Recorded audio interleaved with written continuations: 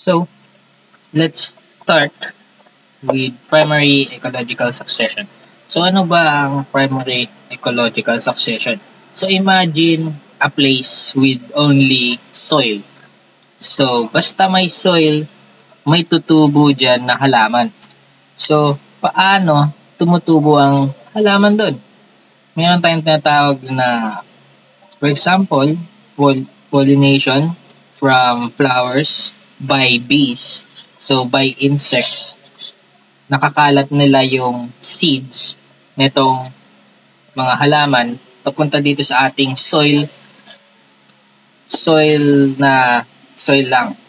So, ngayon, sa pamamagitan ng seeds na to, syempre, ang soil laging may tutubong grass, eventually, mga puno, at dahil may mga puno na or may resources na meron ng pwedeng kainin, may titira na din dito mga species. So, ano ba mga species? Syempre, hayop and iba't ibang uri ng halaman at insekto at iba pa.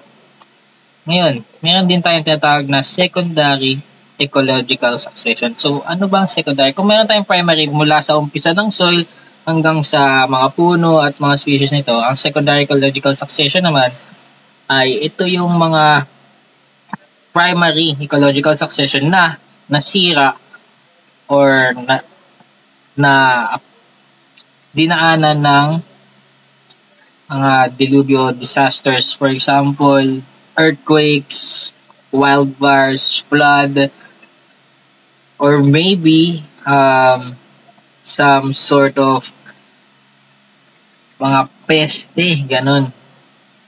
Pwede ding na magkaroon ng secondary ecological succession kung yung primary ecological succession ay nasira ng mga tayo, for example, deforestation.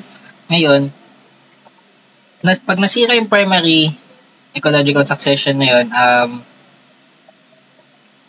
uulit yung process niya kung saan mag-a-adapt siya kung ano yung nasira sa kanya. So, may mga bagong tutubong puno at mga resources at halaman. So, mayroon ding mga bagong dadating na species. Okay, so meron tayong tinatawag na growth of population where hindi lahat ng species sa isang diversity or community or doon sa place na yun ay magta-thrive. So, lahat sila doon nagko-compete para sa resources para mabuhay sila. So, ano ba nakaka-apekto sa growth ng mga species sa isang lugar? Siyempre, births, population growth, deaths, maybe because of the competition of resources, immigration, mga dumadating para sa resources sa lugar na yon, yung immigration dahil wala ng resources doon or hindi na nila kaya makipag-compete sa ibang species. Ngayon, meron tayong tinatawag na range of tolerance. So, ano nga ba ang range of tolerance? Range of tolerance, ito yung range kung saan ano lang yung kayang i-tolerate ng isang species. For example, dito sa picture, itong mga isda. So, may mga isda na nangingitlog sa ibang lugar at may mga isda, pagkatapos nila mangitlog, sa ibang lugar sila naninirahan. So, sa mga location na to, gusto nila ng hindi malamig at hindi mainit. So, ang range of tolerance lang nila is itong nasa gitna. And then, yung mga nasa gilid is too cold and too hot for them. So, ganun din sa mga ibon. For example, kung ang gagawin natin, kunyari, range of tolerance, for example, sa mga ibon.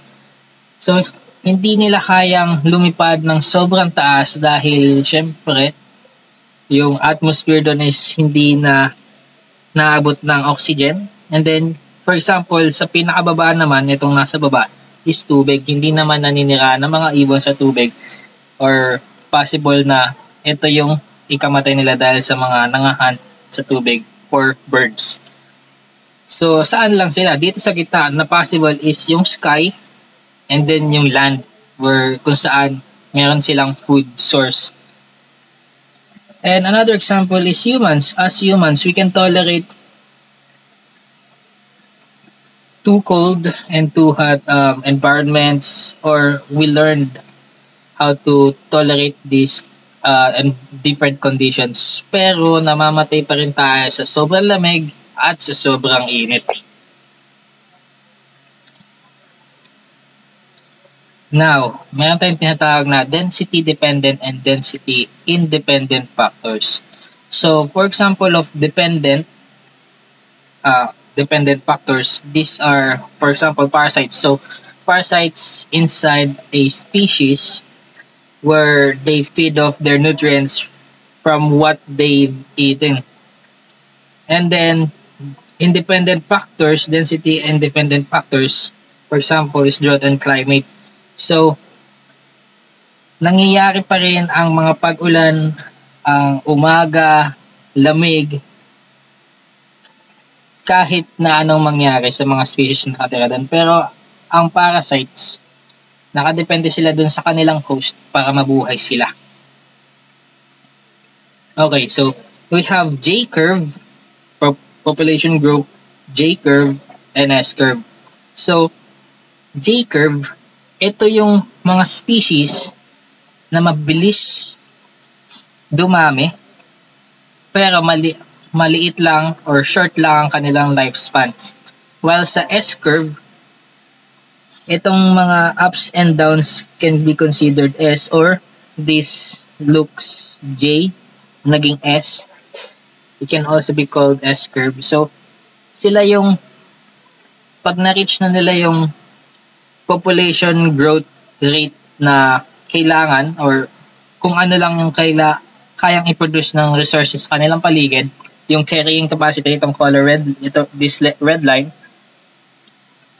hanggang doon lang yung kanilang population, hindi na sila tataas, or kaya tumataas bumababa dahil sa death rate, maybe sa competition sa ibang animals, or dahil sa age. Pero kung hanggang saan lang yung resources ng paligid nila, doon lang din nakadepende yung population growth nila.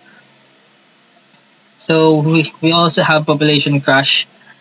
For example, the J-curve earlier, where may species na mabilis magparami, pero dahil sa sobrang dami nila, yung resources sa kanilang paligid ay hindi sapat sa kanila. So may mga namamatay, at kung madaming namamatay, mahirap makapag-populate dahil kailangan din nilang kumain or ng partner, so babagsak talaga yung kanilang population. Now, we have R-selected species and K-selected species. So, in R-selected species, these are the species with short lifespans but many offsprings, and mostly these are species that is really small, or small than cats or dogs, while K-selected species are bigger than R-selected species. For example, lions, where they are very good or competitive in their areas, so they can populate and compete with the resources. So, what loss can be gained, or ano ba yung pwedeng sanhi kung bakit nagkakaroon ng loss sa mga different species? Of course, yung age nila, or yung mga factors ng baby sila, na nag-prey yung mga species na yun nung baby pa sila, pero paglaki naman is kaya na nilang i-sustain yung kanilang sarili. So, kung baby pa sila, mahirapan sila makipag-compete or mag-survive. And then constant loss, syempre, fights within resources, or fights because of resources, or fights because a predator and a prey. Then, of course, humans can also be an example of population growth. And we can see that every places, because of humans population growth, nagkakaroon din tayo ng problema sa mga resources natin. So, that's it.